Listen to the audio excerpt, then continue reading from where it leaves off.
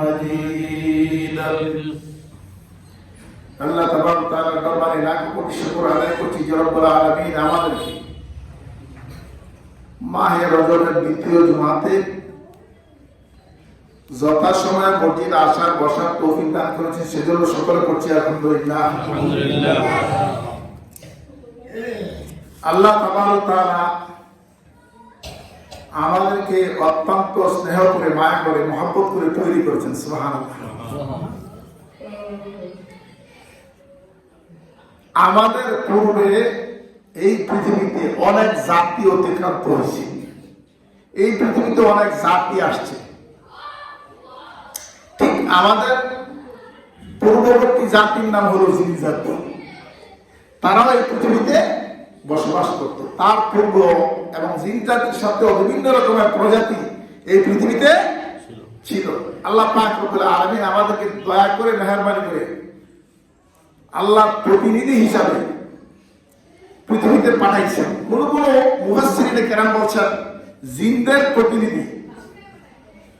সর্বমোট কথা হলো আল্লাহ পাক রব্বুল আলামিনকে চিনার জন্য, জানার জন্য, মানার জন্য, আল্লাহর শ্রেষ্ঠত্ব, বড়ত্ব, মহত্ব বর্ণনা করার জন্য, আল্লাহকে বিশ্বাস করার জন্য, আল্লাহর দ্বীনকে আল্লাহর জমিনে প্রতিষ্ঠিত করার জন্য এই খিলাফতের দায়িত্বটা দিয়ে মানুষকে আল্লাহ পাক পৃথিবীতে পাঠাইছেন। সুবহানাল্লাহ।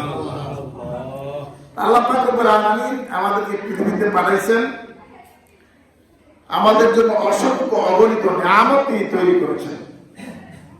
এই অসংখ্য অগণিত নিয়ামতগুলোর জন্য আমরা পৃথিবীতে খুব আরামে, অনায়াসে, সুন্দরভাবে জীবনযাপন করতে পারতেছি। সেজন্য আমরা আল্লাহ পাক রব্বুল আলামিনের এই অসংখ্য নিয়ামতের জন্য কালিমার শুকর করছি আলহামদুলিল্লাহ। আল্লাহ পাক রব্বুল আলামিন আমাদের জন্য যত নিয়ামত তৈরি করেছেন, তার মধ্যে একটা নিয়ামত হলো, একটা বিশেষ নিয়ামত হলো আমাদের জন্য আমাদের স্ত্রীদেরকে সৃষ্টি করেছেন। সুবহানাল্লাহ। এই কথাটা কোরআন হাকিমের মধ্যে বহু জায়গায় আল্লাহ পাক বর্ণনা করেছেন। সূরাতুর রুমের 20-21 আয়াতে আল্লাহ পাক রব্বুল আলামিন মানুষ সৃষ্টির সূচনার প্রারম্ভিকাল অবস্থা থেকে কিছু বর্ণনা করেছেন। এভাবে করে আরো অনেক আয়াতে অনেক বর্ণনা করেছেন। সংক্ষিপ্ত সময় যেহেতু আমরা খুব বেশি লম্বা চড়া করার সুযোগ তো নাই, সেজন্য আমরা সূরা রুমের এই অংশ থেকে একটু আলোচনা করবো। আল্লাহ পাক রব্বুল আলামিন আমাকে আলোচনা করবা, আপনাদেরকে সম্মান এবং আমাদের সবাইকে আমল করার তৌফিক দান করুন। সুবহানাল্লাহ। আমিন। বিসমিল্লাহির রহমানির রহিম। আমিন আয়াতিহি আন খালাকাকুম মিন তুরাবিন সুম্মা ইযা আনতুম বাশারুন তানতাশিরুন। আমিন আয়াতিহি আন খালাকালাকুম মিন আনফুসিকুম আজওয়াজান লিতাসকুনু ইলাইহা ওয়া জাআলা বাইনাকুম মাওয়াদ্দাতান ওয়া রাহমাহ ইন্না ফি যালিকা লাআয়াতিন লিকাওমিন ইয়াতাফাক্কারুন। সাদাকাল্লাহুল আযীম। আয়াতগুলো সরল বাংলা অনুবাদ আমি বলছি, এরপরে তার আলোকে কিছু কথা বলবো। আজকের খুতবার বিষয়টা হলো স্বামী স্ত্রী পরস্পর উপর হক বা অধিকার। আমরা অনেকে পুরুষ লোকেরা মনে করি স্বামীদের অধিকার আছে শুধু স্ত্রীদের উপরে, স্ত্রীদের উপরে কোনো অধিকার নাই। এরকম না, স্বামীদের অধিকার আছে যেমন স্ত্রীদেরও তেমন অধিকার আছে। ইসলাম এ ব্যাপারে সুস্পষ্ট, পূর্ণাঙ্গ, বিস্তারিত বর্ণনা করেছে। সুবহানাল্লাহ। আল্লাহ পাক রব্বুল আলামিন আমাদেরকে সেই বর্ণনা থেকে আমল করা, শুনবার, জানবার, মানবার তৌফিক দান করুন। সবাই আল্লাহুম্মা আমিন। তো এই আয়াত আল্লাহ পাক রব্বুল আলামিন বলছেন মিন আয়াতি আন খালাকাকুম মিন তুরাবিন, তোমাদেরকে আমি মাটি থেকে তৈরি করেছি। সুবহানাল্লাহ। এই যে মাটি থেকে তোমাদেরকে তৈরি করলাম, এটার মধ্যে একটা বিশেষ নিদর্শন আছে। সুবহানাল্লাহ বলো না? বিশেষ নিদর্শন আছে। মাটি থেকে তৈরি যে করলাম, এই মাটি থেকে এরকম একটা সচল, সচেতন, জ্ঞান সম্পন্ন প্রাণী তৈরি করার ক্ষমতা আল্লাহ ছাড়া কার আছে? এটার মধ্যে নিদর্শন আছে না? এটার মধ্যে নিদর্শন রয়েছে। আমিন আয়াতিহি আন খালাকালাকুম আমিন আয়াতি আন খালাকাকুম মিন তুরাব, আমি তোমাদেরকে মাটি থেকে সৃষ্টি করেছি, এটার মধ্যে তোমাদের জন্য নিদর্শন রয়েছে। তুম্মা ইযা আনতুম বাশারুন তানতাশিরুন, এখন তোমরা মানুষের বিভিন্ন গোত্র বংশ বিভিন্ন ভাবে পৃথিবীর বিভিন্ন স্থানে ছড়াই ছিটে আছে। সুবহানাল্লাহ। তো প্রথমে তো আমি তৈরি করেছি মানুষের একটা মাত্র ইউনিট, প্রথমে তৈরি করেছি মানুষের একটা মাত্র ইউনিট, যার নাম হলো আদম আলাইহিস সালাতু ওয়াস সালাম। এই আলোচনা আপনারা বহু শুনেছেন, আমার কাছেও শুনেছেন, এর আগে পরেও শুনেছেন। তো আদম আলাইহিস সালাতু ওয়াস সালামকে সৃষ্টি করে জান্নাতে রাখলেন একা, একা না একা। আল্লাহ পাক রব্বুল আলামিন এই আদম আলাইহিস সালাতু ওয়াস সালাম থেকে ওনার স্ত্রীকে তৈরি করলেন। সুবহানাল্লাহ। কোরআন শরীফের অন্য জায়গায় এই ব্যাপারে বিস্তারিত কথা আছে। তো এখানে এসে আল্লাহ পাক রব্বুল আলামিন সংক্ষিপ্তভাবে অন্য আয়াতে বলছেন, ওয়া মিন আয়াতিহি আন খালাকালাকুম মিন আনফুসিকুম আজওয়াজান লিতাসকুনু ইলাইহা, আমাদের স্ত্রীদেরকে এই পুরুষ মানুষের জন্য স্ত্রীদেরকে বানাইবার উদ্দেশ্য মাকসুদ। প্রত্যেকটা কাজের পেছনে আল্লাহর একটা মাকসুদ আছে, উদ্দেশ্য আছে, একটা হিকমত আছে, আছে না? আল্লাহ পাক রব্বুল আলামিন বলেন, ওয়া মিন আয়াতিহি আন খালাকালাকুম মিন আনফুসিকুম, তোমাদেরই মধ্য থেকে তোমাদের জন্য আজওয়াজান, তোমাদের স্ত্রীদেরকে, সঙ্গিনীদেরকে আমি তৈরি করেছি। সুবহানাল্লাহ। কি জন্য? লিতাসকুনু ইলাইহা। সুবহানাল্লাহ বলি। লিতাসকুনু ইলাইহা, যার দ্বারা তোমরা প্রশান্তি লাভ করতে পারো। সুবহানাল্লাহ। এই কথা যারা বিবাহিত নারী পুরুষ তারা সকলেই আমরা উপলব্ধি করতে পারি। কি বলেন, তাই না? আল্লাহ পাক রব্বুল আলামিন বলেন, আমি তোমাদেরই মধ্য থেকে তোমাদের স্ত্রীদেরকে, তোমাদের সঙ্গিনীদেরকে তৈরি করেছি এজন্য যে আজওয়াজান লিতাসকুনু ইলাইহা, যাতে করে তোমরা পরস্পরের কাছে, তারা তোমাদের কাছে, তোমরা তাদের কাছে প্রশান্তির কারণ হতে পারো, প্রশান্তিদায়ক হতে পারো। ওয়া জাআলা বাইনাকুম মাওয়াদ্দাহ ওয়া রাহমাহ। সুবহানাল্লাহ। আর ওয়া জাআলা বাইনাকুম মাওয়াদ্দাহ ওয়া রাহমাহ, আর তোমাদের পরস্পরের মধ্যে সম্প্রীতি, ভালোবাসা, আন্তরিকতা, দয়া, অনুগ্রহতা আমি আল্লাহ তৈরি করে দিয়েছি। সুবহানাল্লাহ। এই দয়া, ভালোবাসা, আন্তরিকতা, সম্প্রীতি, অনুগ্রহতা যদি স্বামী স্ত্রীর মধ্যে না থাকে, এই সংসার কি টিকে থাকে? কথা বলেন, টিকে থাকে? তো এই জিনিসটা আমাদের অন্তরে কে তৈরি করে দিয়েছে? আল্লাহ পাক রব্বুল আলামিন তৈরি করে দিয়েছেন। আল্লাহ পাক রব্বুল আলামিন আয়াতের শেষ অংশে বলতেছেন, ইন্না ফি যালিকা লাআয়াতিন লিকাওমিন ইয়াতাফাক্কারুন, এই ঘটনার মধ্যে, এই সৃষ্টির মধ্যে তাদের জন্য নিদর্শনাবলী রয়ে গেছে, যারা চিন্তা করতে চায়, ফিকির করতে চায়, গবেষণা করতে চায়, গবেষণা যারা করতে চায়, যারা চিন্তা ফিকির করতে চায়, যারা জ্ঞান খাটাইতে চায়, বুদ্ধি খাটাইতে চায়, যুক্তি খাটাইতে চায়, তাদের মধ্যে এই তোমাদের নারী পুরুষ করে সৃষ্টি যে করেছে এটার মধ্যে বিশাল একটা নিদর্শন আছে। সুবহানাল্লাহ। মাটি থেকে তৈরি করেছি এটার মধ্যে নিদর্শন আছে, আবার মাটি থেকে তৈরি করা, আবার তোমাদেরকে নারী পুরুষে বিভক্ত করেছি, ভাগ করেছি, এবং নারী পুরুষের মধ্যে পরস্পরের মধ্যে মাওয়াদ্দা এবং রাহমা, ভালোবাসা, সম্প্রীতি, আন্তরিকতা, দয়া, অনুগ্রহতা, এগুলো যে তৈরি করে দিয়েছি, এটার মধ্যে একটা বিশেষ নিদর্শন আছে। সুবহানাল্লাহ বলবো না? সুবহানাল্লাহ। আল্লাহ পাক রব্বুল আলামিন বলেন, এইটা নিদর্শন তাদের জন্য আছে যারা কি করতে চায়, চিন্তা করতে চায়। গরু ছাগলের কোনো চিন্তা আছে? হ্যাঁ, ইয়াল কুত্তার কোনো চিন্তা আছে? হ্যাঁ, হাঁস মুরগির কোনো চিন্তা আছে? তো মানুষের মধ্যে চিন্তা আছে। মানুষের মধ্যে সকলের চিন্তা নাই। মানুষের মধ্যে সকলে কি গভীরভাবে চিন্তা করে? চিন্তা করে না। হ্যাঁ, যারা চিন্তা ফিকির করে আল্লাহ পাক রব্বুল আলামিনকে চিনতে চায়, আল্লাহ পাক রব্বুল আলামিনকে জানতে চায়, আল্লাহ পাক রব্বুল আলামিনের শ্রেষ্ঠত্ব মহত্বকে বুঝতে চায়, তাদের জন্য এই আয়াত এই সৃষ্টির মধ্যে বিশাল নিদর্শন রয়ে গেছে। এই কথাগুলো আল্লাহ পাক আমাদেরকে বুঝবার তৌফিক দান করুন সবাই। আমিন। এখন সরাসরি আমরা সামান্য একটু স্বামী স্ত্রীর হক নিয়ে আলোচনা করি। রাসূল আকরাম সাল্লাল্লাহু আলাইহি সাল্লাম স্বামীদের ব্যাপারে স্ত্রীদেরকে বলেছেন যে যদি আমি কাউকে সিজদা করার অনুমতি দিতাম তাহলে নারীদেরকে বলতাম, অর্ডার করতাম, আদেশ করতাম যে তোমরা তোমাদের স্বামীদেরকে সিজদা করো। তা আমি তো এই অনুমতি দেই নাই। এই কথার অর্থ হলো কি, এটা আমাদের শরীরে আসছে হাদিসটা, এই কথার অর্থ হলো কি, একটা নারীর কাছে, একটা স্ত্রীর কাছে, তার কাছে সবচেয়ে বেশি সম্মানের পাত্র, ইজ্জতের পাত্র এবং ভালোবাসার পাত্র, আন্তরিকতার পাত্র, মহত্ব, শ্রেষ্ঠত্ব, বরত্বের পাত্র আল্লাহ, আল্লাহ রাসূলের পরে, আল্লাহর দ্বীনের পরে সবচেয়ে বেশি শ্রদ্ধার পাত্র হবে তার স্বামী। সুবহানাল্লাহ।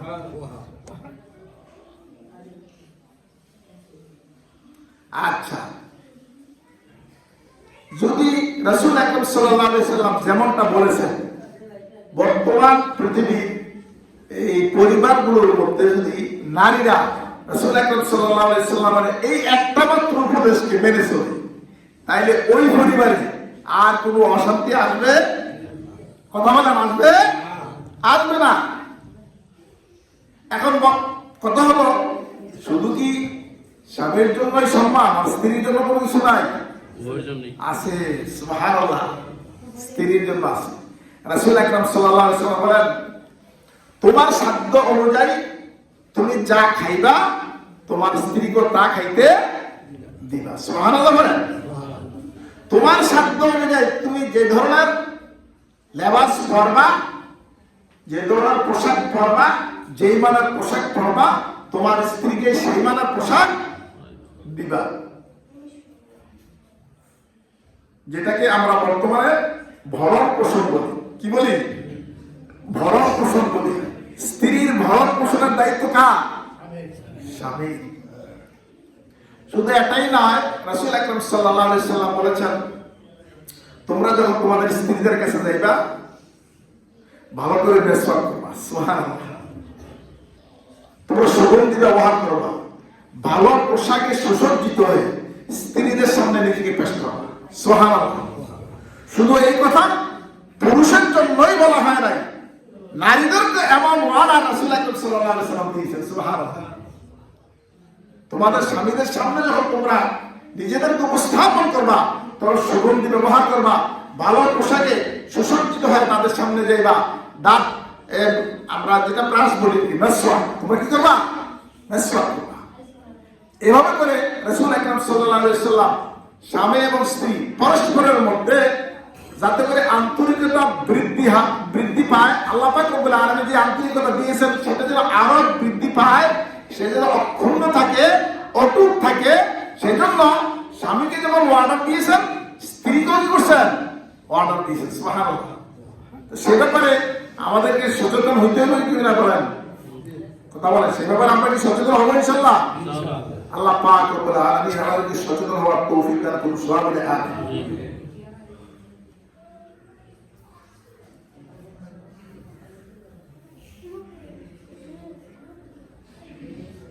এখানে যে নিদর্শনের কথা বলা হয়েছে সেই নিয়ে একটু আলোচনা করি।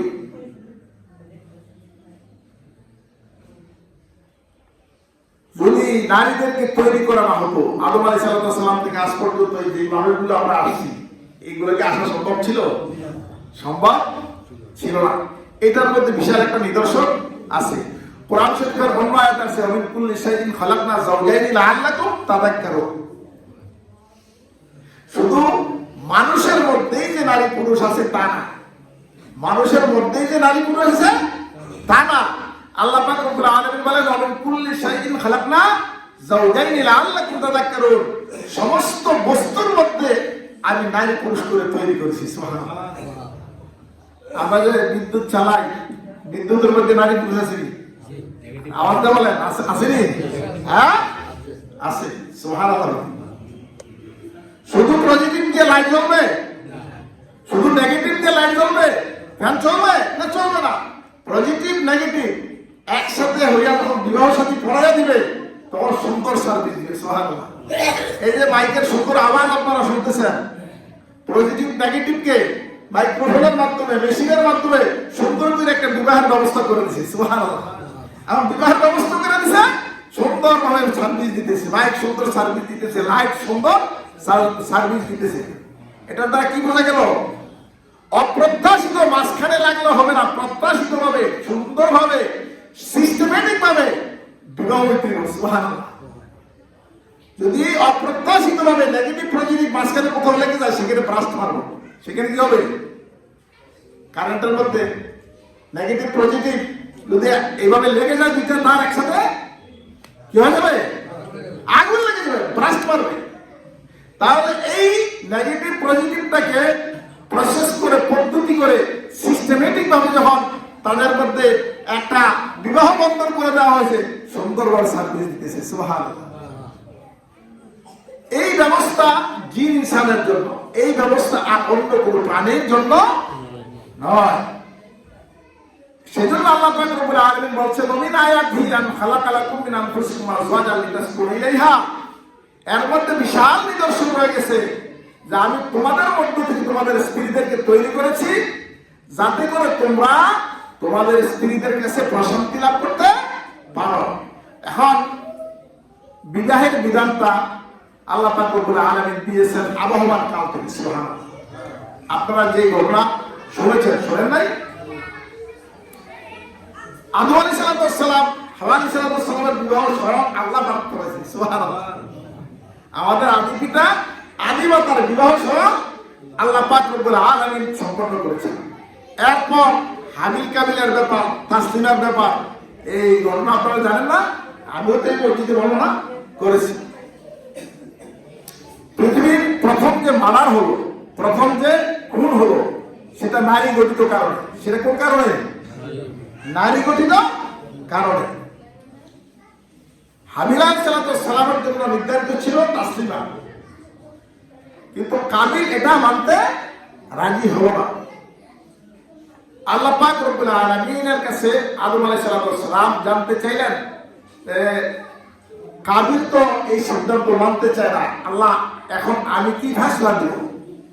আদম আলাইহিস সালামকে আল্লাহ পাক রব্বুল আলামিন জানাইলেন যে দুজনকে কুরবানি করতে বলো। সুবহানাল্লাহ।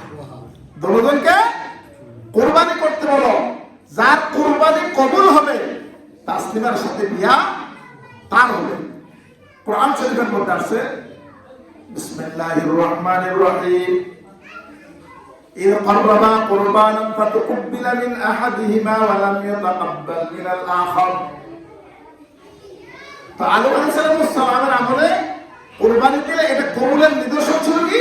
আসমান থেকে একটা ডোরানি আলো এসে এই কুরবানিটাকে জ্বালাই ঢালাই দিত। সুবহানাল্লাহ।